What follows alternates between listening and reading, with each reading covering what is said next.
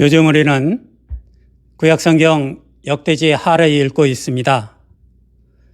역대지 상과 하는 원래 하나의 책인데 이 책이 쓰여진 이유를 대개 이렇게 추정을 합니다. 이스라엘 백성이 포로로 잡혀갔다가 돌아오게 되었습니다. 그래서 새롭게 공동체를 만들어야 하는데 그 공동체를 만들기 위한 중심이 필요했습니다. 공동체의 정체성을 어떻게 확립하고 그리고 그것을 중심으로 해서 어떻게 사람들을 결속시킬 수 있는가 하는 것이 그들의 과제였습니다. 역대지 하에서는 이 공동체의 정체성을 위해서 두 개의 기둥을 이야기합니다. 하나는 다윗에게 주신 언약, 즉 하나님께서 다윗을 좋아하셔서 다윗 왕조를 축복하시겠다고, 그들이 하나님의 길을 떠나지만 않는다면 하나님께서 다윗 왕조와 늘 함께 하시겠다 하는 그런 축복이 첫 번째 기둥이고, 두 번째는 솔로몬이 지은 성전을 통해서 주신 언약입니다. 이 성전을 하나님께서 이스라엘 백성의 예배를 받으시는 장소로 인정을 하고 이곳에서 기도하는 기도를 하나님께서 들으시고 살피시고 응답하셔서 어려움에서부터 구원해 주시고 죄를 용서해 주시고 나라를 위협으로부터 지켜주시겠다고 하는 약속이 역대지하에 기록이 되어 있습니다. 이 두 가지를 바탕으로 해서 무너진 터 위에 기둥을 세우고 그리고 하나님의 축복의 집을 다시 지어나가겠다 하는 것이 역대지하의 목적이었습니다. 그런데 역대지하 10장은 이러한 기둥들이 어떻게 허물어지기 시작하였는가 하는 데 대한 이야기로 읽을 수가 있다고 생각을 합니다. 솔로몬이 죽은 이후에 르호보암이 왕위를 잇게 되었습니다. 그런데 바로 반역하려는 분위기가 생겼습니다. 거기에 대해서 르호보암이 대처하는 방식이 오히려 유다와 베냐민이라고 하는 두 지파를 제외한 10지파에게 따로 떨어져 나가서 나라를 세울 수 있는 명분을 제공하는 계기가 되었고, 그래서 왕국은 분열되었습니다. 그리고 각각의 길을 가다가 각각 무너졌습니다. 대부분의 이스라엘 백성은 이 분열을 통해서 다윗 왕조와의 인연을 끊겠다는 선언을 선포하고 그리고 이윽고 성전이 아닌 성소에서도 하나님께 제사를 드리는 일이 넓게 진행이 되었습니다.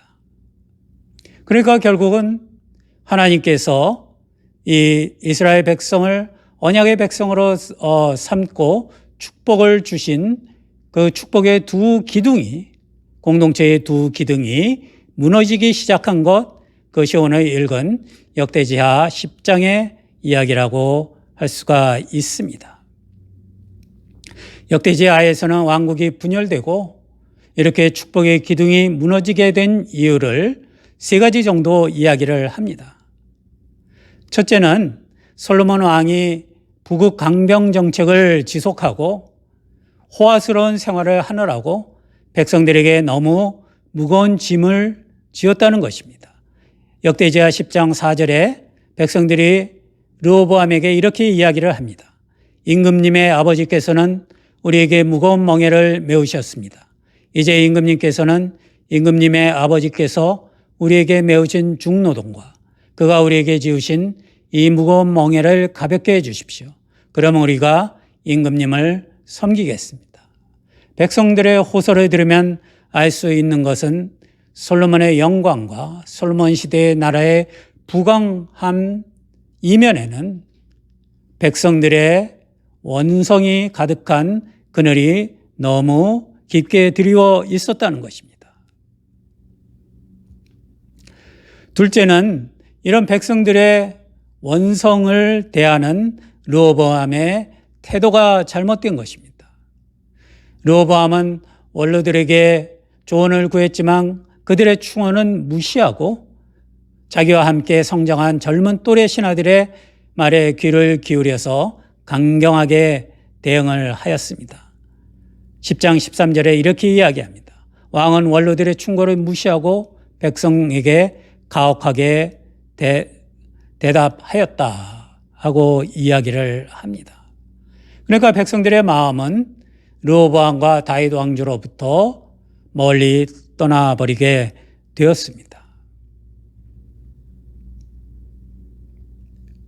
또한 다른 요인을 한 가지 더 이야기하자면은 여로보암이라고 하는 사람의 존재였습니다. 10장 2절과 15절에 여로보암이라고 하는 이름이 나오는데 여로보암은 원래 솔로몬 시대부터 솔로몬의 정적 역할을 하던 사람이었습니다. 하나님께서 솔로몬에게 실망하시고 솔로몬에게 그렇게 선언을 하셨습니다. 네가 우상을 섬기는 일을 이렇게 뻔뻔스럽게 자행하니까 내가 이 나라에 내려준 하나님의 축복을 취소하시겠다는 것입니다. 그래서 남쪽에는 2지파만 남고 북쪽의 10지파는 여로보암을 통해서 새로운 나라가 생겨나게 될 것이다. 그리고 그런 하나님의 의중이 예언자 아히야라고 하는 사람의 입을 통해서 선포되고 여로보암에게도 그것이 전해졌습니다. 그래서 여로보암은 솔로몬의 박해를 피해서 이집트로 망명을 갔다가 솔로몬이 죽고 새로운 왕이 들어서자 이제 돌아온 것으로 보입니다. 그래서 여로보암은 그런 예언을 바탕으로 백성들을 설득시키고 백성들의 불만을 부추기면서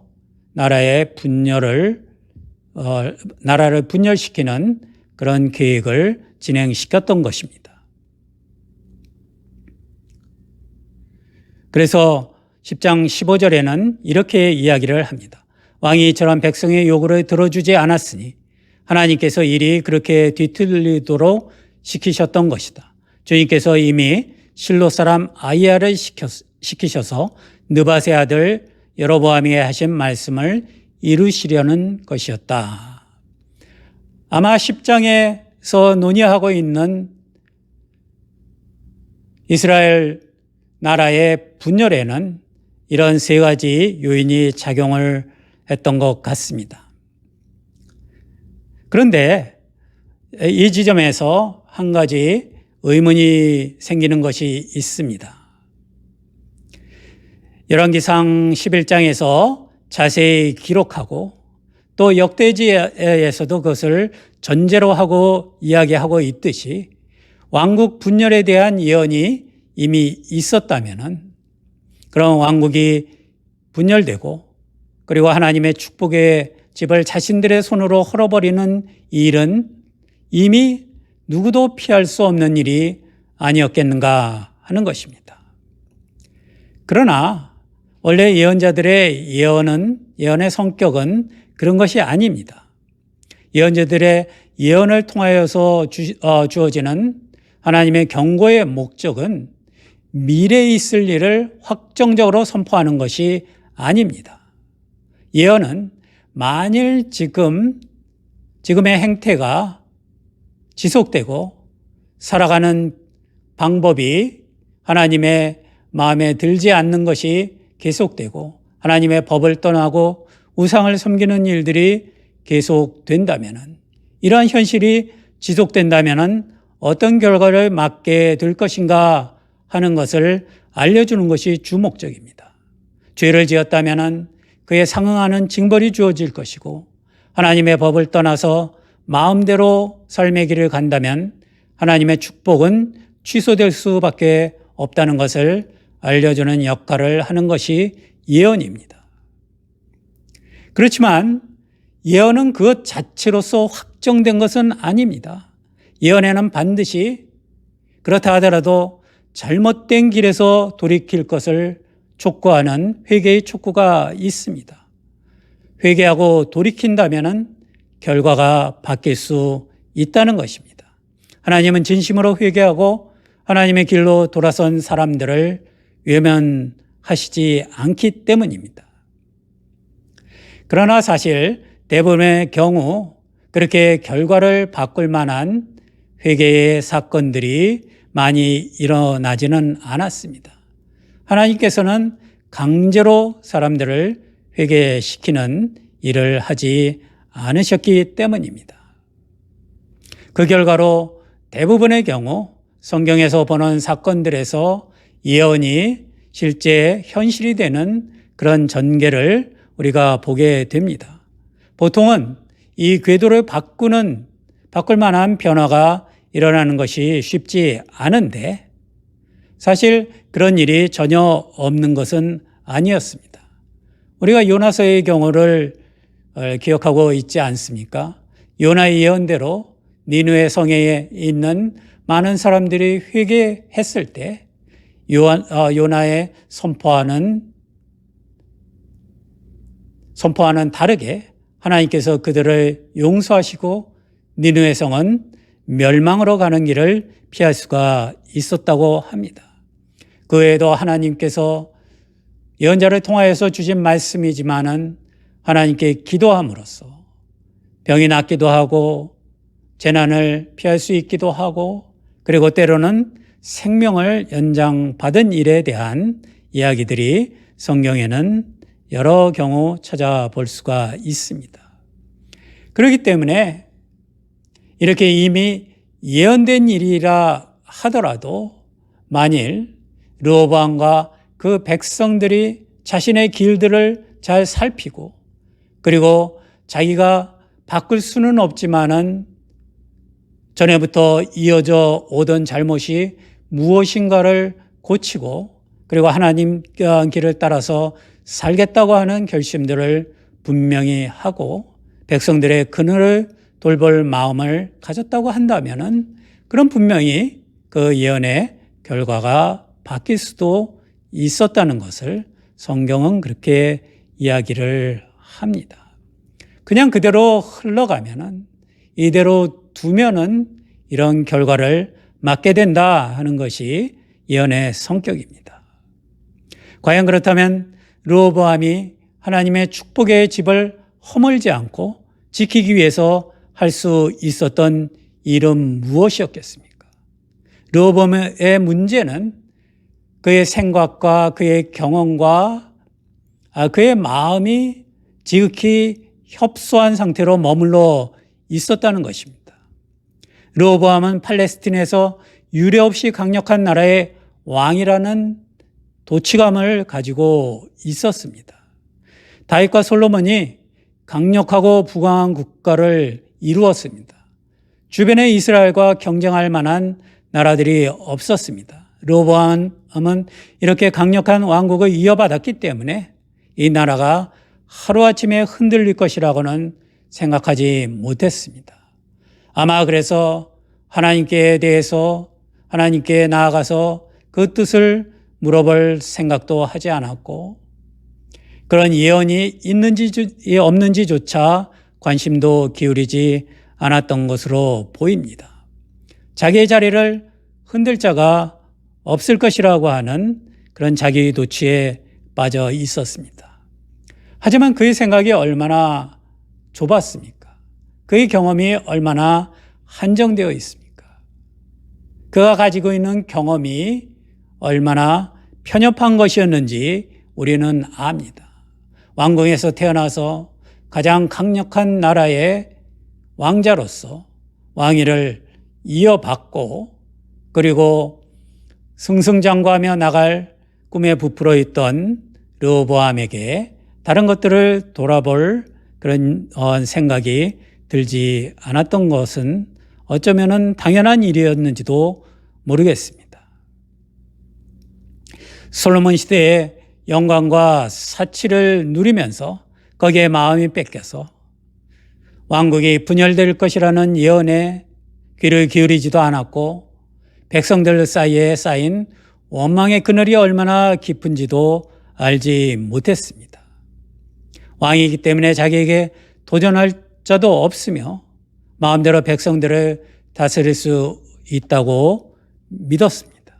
르호보암이 화려함 속에 가려진 그늘들을 제대로 보았다면은, 그리고 하나님의 뜻을 다시 진실하게 묻고 그 길을 따라가는 삶이 무엇인지, 그 축복의 길을 지키는 길이 무엇인지를 묻고 백성들의 원성에 귀를 기울일 수도 있었다면은, 그러면은 그 결과가 달라지고 르호보암의 대처도 달라질 수 있지 않았을까 하는 생각을 합니다. 누구나 좋은 일이 계속되기를 바랍니다. 하나님의 축복이 유지되기를 원하는 것은 당연합니다. 그런데 그렇게 되기 위해서는 그 좋은 일에 취해 있어서는 안 됩니다.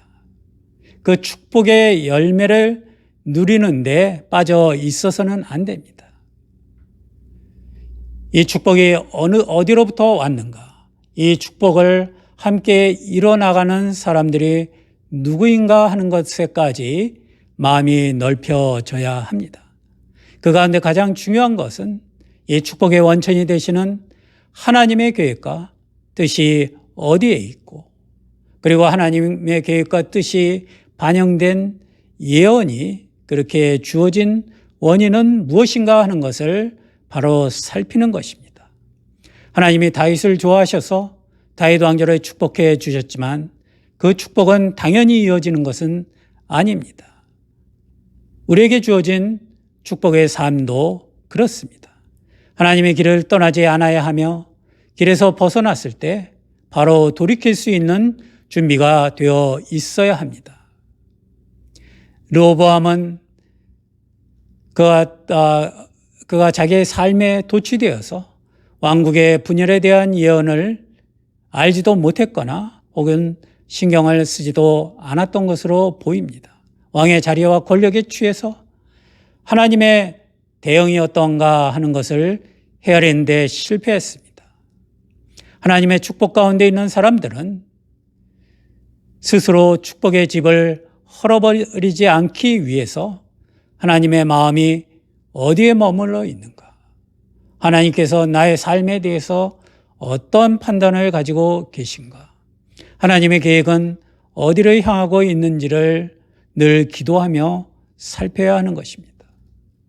다음으로 염두에 두었어야 할 것은 그 축복을 인위적으로 확대하기 위해서 혹은 그 축복을 누리기 위해서, 독점하기 위해서 그늘을 만들지 말아야 하고, 또 그늘진 곳에 있는 사람들을 위해서 마음을 써야 한다는 것입니다. 르호보암은 왕으로서 절대 권력에 취해서 백성들의 지지 없이는 그의 권력과 부가 지탱될 수 있다는 것을 제대로 받아들이지 않았습니다. 세금을 걷는 것도 내 맘이고 강제 노역을 시키는 것도 내 맘이라고 생각했기 때문에 백성들의 삶을 일일이 살펴서 거기에 들여진 그늘을 걷어내는 데까지 생각이 미치지 않았습니다. 그렇기 때문에 하나님의 언약 아래에 있는 축복받은 공동체로서 시작된 왕국이 분열이라고 하는 그 축복의 집을 허무는 길로 들어서는 그 입구에 들어섰을 때 그것을 막아줄 수 있는 힘이 어디에도 없었습니다. 이런 도전을 함께 극복하고 이기고 그리고 축복된 공동체를 함께 지켜나갈 힘을 어느 곳으로부터도 얻을 수가 없었던 것입니다. 하나님의 언약 아래 축복받은 공동체가 이런 분열이라고 하는 도전을 받을 때 그것을 이겨낼 수가 없었습니다. 하나님의 축복 가운데 살아가는 사람들, 그 사람들은 축복을 동등하게 누리지 못하고 그늘진 곳에 있는 사람들을 늘 살필 수 있어야 합니다. 하나님의 축복의 집은 나를 위해서 지어진 것이 아닙니다. 나 혼자 마음껏 누리도록 주어진 것이 아닙니다. 이것을 같이 누리는 것이 축복의 삶, 그 축복의 집을 지탱하는 또 하나의 힘이 된다는 것을 기억을 해야 합니다. 이렇게 르호보암은 좁은 생각을 가질 수밖에 없었습니다. 경험도 협소하고 아는 것도 적을 수밖에 없었습니다. 그의 삶의 과정이 그렇지 않습니까? 온실 속의 화초처럼 자라난 그런 삶이었습니다. 우리는 누구나 사실 그런 협소함 때문에 갖는 문제를 안고 있습니다. 우리가 아무리 많은 경험을 하고 아무리 많은 지식을 쌓고 아무리 많이 생각을 해서 현명한 결정에 도달하려고 해도 우리의 경험이나 우리의 생각이나 우리의 지식에는 한계가 있을 수밖에 없습니다. 그럴 때 필요한 것이 함께 생각하고 함께 염려하고 필요한 조언을 주는 사람들입니다. 르호보암에게는 두 종류의 사람들이 있었습니다.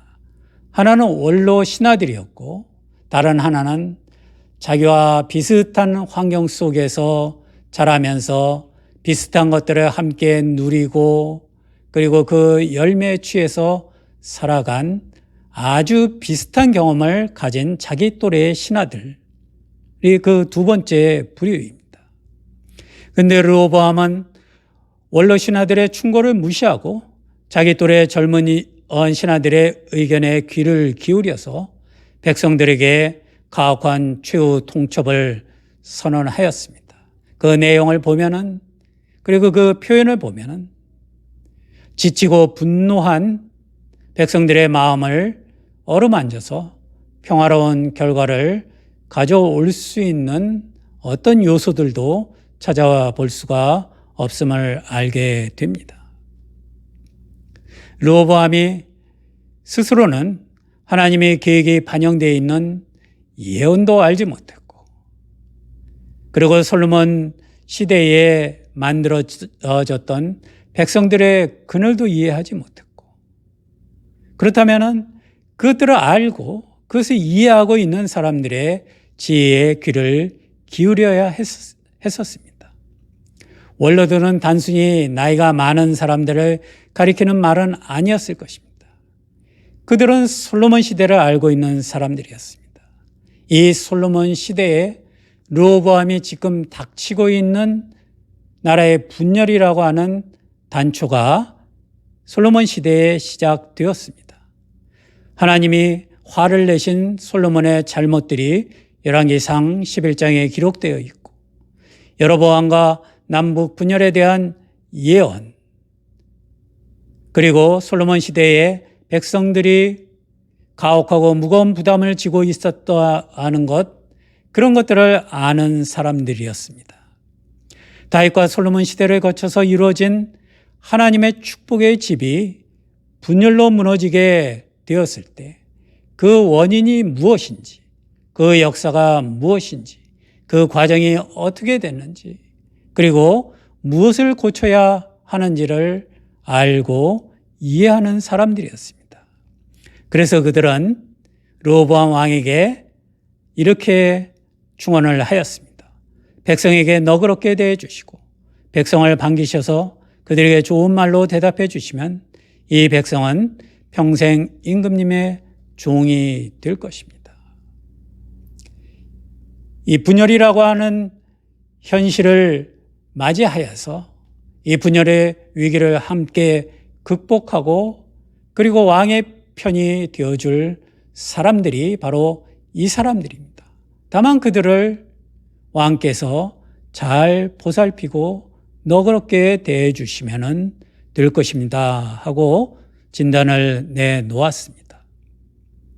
그러나 한편 왕과 함께 자라면서 함께 권력을 누리고 함께 사치에 취하고 함께 하나님의 뜻을 헤아릴 생각도 못하고 함께 그늘에 있는 백성들에게 너그러운 마음을 가질 수 없어서 르호보암과 같은 생각, 르호보암과 같은 경험, 르호보암과 같은 지식, 그리고 르호보암과 같은 자아도취 가운데 있는 사람들은 다른 판단을 내리게 되었습니다.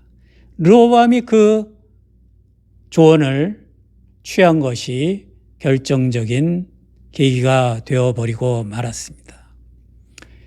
여러분, 우리는 누군가의 조언을 늘 필요로 합니다. 그런데 우리가 조언을 구할 때는 우리 마음에 드는 말은 대개 나와 생각이 비슷한 사람들에게서 나옵니다. 나와 비슷한 배경을 가지고 있고, 나와 비슷한 경험을 했고, 나와 비슷한 것을 알고 그렇게 살아가는 사람들이 하는 말이 우리들의 마음에 잘 들게 마련입니다. 하지만 조언이 필요한 경우에는 내가 알지 못하기 때문에, 내가 미처 생각하지 못한 것 때문에, 그리고 나의 경험이 닿지 못하는 것들 때문에 필요한 것이 아니겠습니까? 그래서 조언을 구할 때는 내가 알지 못하는 것, 생각하지 못하는 것, 내가 경험해 보지 못한 것들을 가지고 있는 사람들의 말에 귀를 기울여야 합니다. 나와 뜻이 같거나 소위 배짱이 맞는 사람들의 말을 좋아하게 마련이지만 균형된 판단을 위해서는 나와 다른 경험과 생각과 그리고 역사를 가지고 있고 지식을 가지고 있고 그리고 무엇인가 조금 더 알고 있는 사람들의 의견을 무게 있게 받아들여야 하는 것입니다. 르호보암은 그런 면에서 실패를 하고 말았습니다. 르호보암은 왕국이 분열되어서 하나님의 축복의 집이 무너지게 만드는 단초가 일어나게 될 것이다. 그런 사건이 현실화될 것이다 하는 것을 짐작하지 못했습니다. 스스로 왕자로서 권력과 사치를 누리는 동안에 그 분열의 씨앗이 뿌려지고 싹이 틔워졌다는 것도 알지 못했습니다. 그리고 백성들 사이에 원망의 그늘이 얼마나 깊어졌는가 하는 것을 알지도 못했습니다. 예언자 아이야의 예언에 대한 하나님의 뜻을 물으려고도 하지 않았습니다. 그 모든 사정들을 염려하며 지켜보던 원로들의 충고를 무시하였습니다. 이렇게 보면 르호보암은 참 모자란 사람 같아 보이지만 어딘가 우리와 비슷하지 않습니까? 우리가 신경 쓰지 못하고 그냥 그날그날 삶에 취해서 살아가면서 무시한 것들, 그런 것들이 얼마나 중대한 결과를 가져오는가 하는 것들을 우리는 경험을 합니다. 모든 사정을 염려하며 지켜보던 원로들의 충고도 무시했습니다. 그래서 르호보암은 축복의 집이 무너지는 것을 보게 되었습니다. 아니 어쩌면 그 축복의 집을 무너뜨리는데 자기의 손을 더했다고도 할 수가 있습니다. 하나님께서는 우리들의 삶을 축복하시기를 원하십니다. 우리가 축복받은 삶을 살아가는 것 하나님께서 원하시는 일입니다. 그런 축복의 삶을 살기 위해서 그리고 우리 공동체가 축복받은 공동체임을 유지하기 위해서는 그 기초가 어떻게 다져졌는가, 그 시작이 어떻게 되었는가, 그리고 그 기둥이 어떻게 세워졌는가, 그 집은 어떻게 이루어졌는가 하는 것을 알아야 합니다. 그리고 집을 메인테넌스 하듯이 계속해서 살펴야 합니다. 그 축복의 집을 지탱하기 위해서 필요한 것이 무엇인지를 잘 알고 있어야 합니다. 그리고 이 축복에 대해 나보다 나은 지혜를 가진 사람들의 지혜에 귀를 기울여야 합니다. 그리고 무엇보다 나의 삶을 지켜보시고 감찰하시는 하나님께서 어떤 마음을 갖고 계신지, 어떤 뜻을 갖고 계신지, 그리고 나의 삶에 대응하시는 하나님의 계획은 무엇인지를 무엇보다 먼저 살펴야 합니다.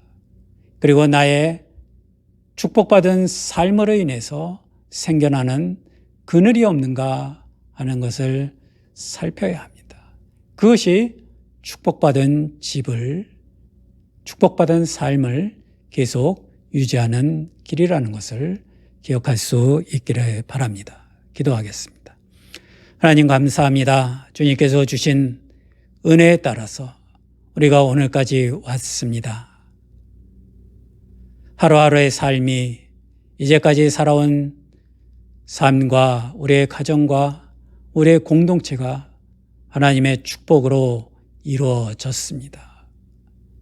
하지만 저희가 게을러서 그리고 이 열매에 취해서 축복을 주시는 하나님의 뜻을 뒷전으로 하고 이 축복을 스스로 누리는 데만 취해 있지 않도록 주여 도와주시옵소서. 그래서 우리의 축복받은 삶이 하나님의 도우심으로 함께 오래 유지될 수 있는 그런 믿음의 터전을 가꿀 수 있도록 도와주시기를 원합니다. 오늘도 주님 앞에 예배를 드리며 저희들의 헌신을 주님께 드립니다. 주님 기도를 들어주시옵소서. 저희들의 소원을 받아주시옵소서. 응답하시고 고쳐주시고 새롭게 해주시고 하나님의 은혜로 더 힘을 얻을 수 있도록 도와주시옵소서. 특별한 기도의 제목을 가지고 하나님 앞에 나오는 이들마다 하나님 응답하여 주시옵소서. 오늘도 주님 앞에 드리는 예물이 있습니다. 이렇게 구별하여 드리는 예물이 하나님이 기뻐하시는 예물이 되게 하시고 하나님의 일을 위해서 아름답게 쓰여지는 귀한 예물이 될 수 있도록 도와주시옵소서. 예수 그리스도의 이름으로 기도합니다. 아멘.